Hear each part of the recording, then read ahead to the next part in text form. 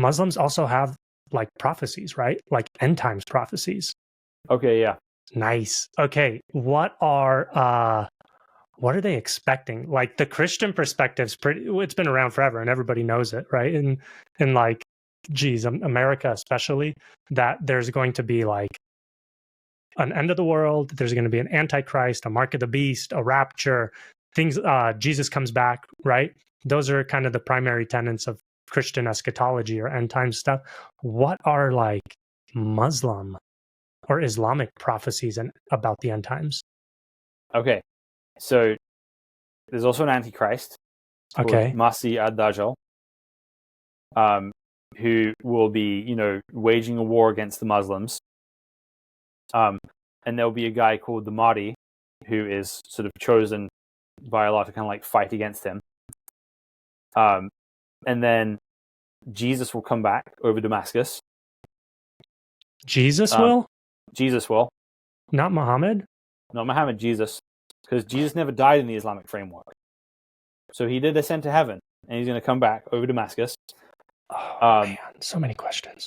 And the Hadith says he'll break the crosses and kill the swine, meaning that he'll like abolish Christianity and all the Christians will become Muslims. Wow. So do they think the Antichrist is Christian? They believe he has one eye. There's not like a ton of other. They give a lot of like physical details of him, but not like a bunch of like actual, worldview details. Okay, but if he's coming to break the crosses and whatever the swine, the Mahdi is coming to do that, you could assume that if he's warring against the Antichrist might be the one perpetuating the crosses. Might be. Interesting. So Jesus will be the one to kill the Antichrist. Then I believe Gog and Magog will kind of come and attack. Come and sort of be unleashed. And then Allah will, and no one knows this, but it's in the Hadith.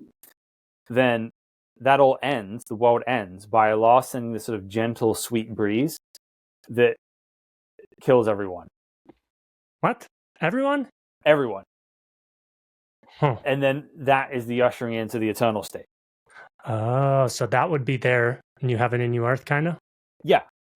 Okay. So everyone has to die before that happens, including the righteous people. So it's kind of like, so the idea is you're kind of like put to sleep sweetly, and then you're in the eternal state. Yeah. And then it's Judgment Day. Dang. Okay, so what does the Mahdi do? It depends who you ask. He's not Jesus, right? He's not Jesus. These are separate people? Yeah, so he's basically the leader of the Muslims against Masih ad-Dajjal. So he's the kind of the one, leading the fight until Jesus gets there. Okay, so he's the one leading the fight until Jesus gets there, and then Jesus is the one that destroys the Antichrist. Yeah. Okay, and then it's the paradise. It's the breath of God and paradise. Yeah. Are there anything else? Do they have any kind of, how can I put it? Like we've got, right, revelation. And it's like, this will happen, then this will happen, then this will happen, then this will happen. This guy appears, there's this battle, then this happens, and this.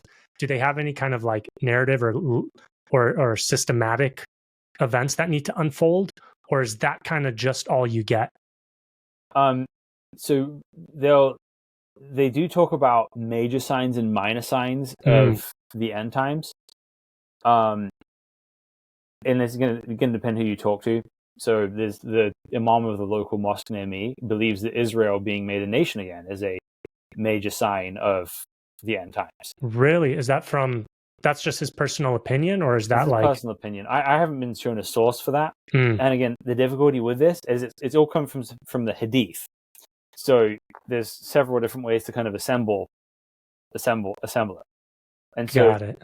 If you look at Muhammad's eschatology, there's 3 predictions in the Hadith about the future of the Muslim nation. All of them were completely different, or at least, or maybe somebody can synchronize them all. But one says the Khilafah will last for 30 years and then become an imamate. Become kingship after that, right? And that tracks with the actual historical timeline of how things happen. Another one says, Muhammad says there'll be 12 Khilafah, and then it will kind of, all of them from the creation, then it will collapse. That did not happen. And there's another one that says that the Khilafah will remain with the Quraysh even if there are 2 people left on the earth, which that's not true. That became untrue in 1517 when the Ottomans took the caliphate. So, again,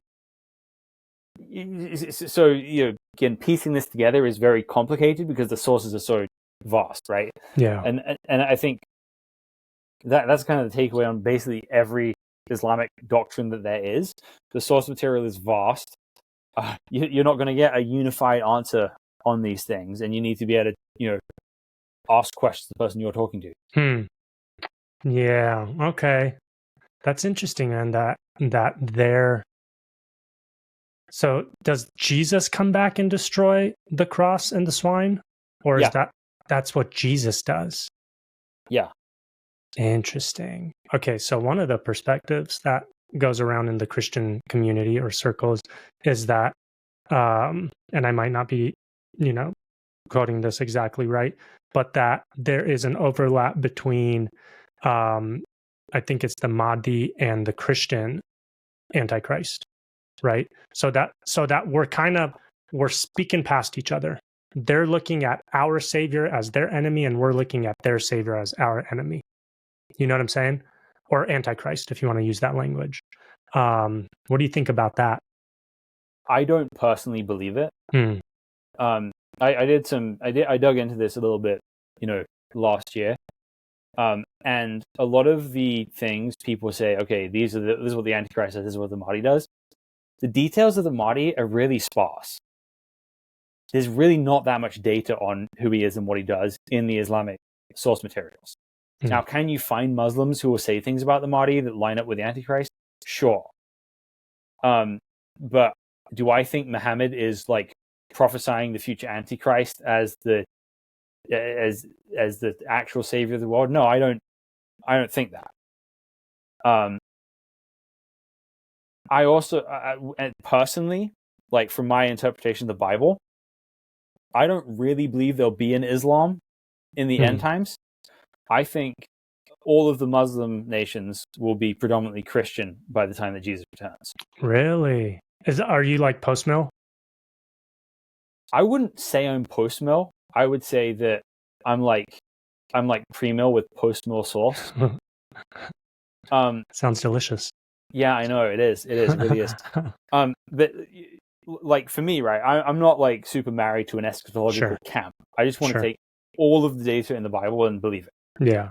But where I point you to is first is Psalm 72, which talks about the kingdom of the Messiah and talks about the kings of Sheba and Seba bringing gifts. Where are Sheba and Seba? Saudi Arabia and Yemen. You talk Isaiah chapter 60 or maybe 61.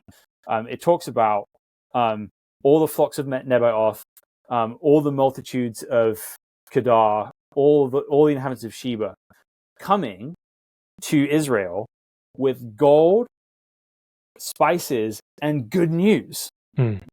So there's this picture in Isaiah about the Messiah's reign where the Arab peoples are coming to Israel bringing the gospel. And in that same passage, it talks about, it talks about the gospel going out, the news of God going out to the nations, starting with Tarshish, right? Starting with Tarshish. Now, who is the person that God chooses as the apostle to bring the gospel to the nations? Paul of Tarsus, right? Oh, yeah.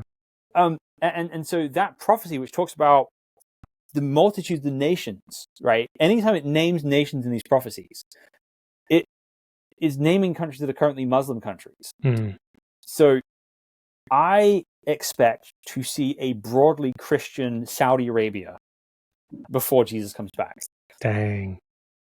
And and that's my personal expectation. I would see the Antichrist more like as a sort of like the Antichrist figures in the past have always represented this sort of human imperial power more than anything, right? It's this man who wants to see himself as God, right? And that's what I expect the Antichrist to be like. Yeah. I don't think Muhammad correctly predicted that. I think when the end comes, there'll be two options: the true Christianity, or one big false idea. I don't think we'll have as much division left. I think there'll be one big one. Yeah, interesting.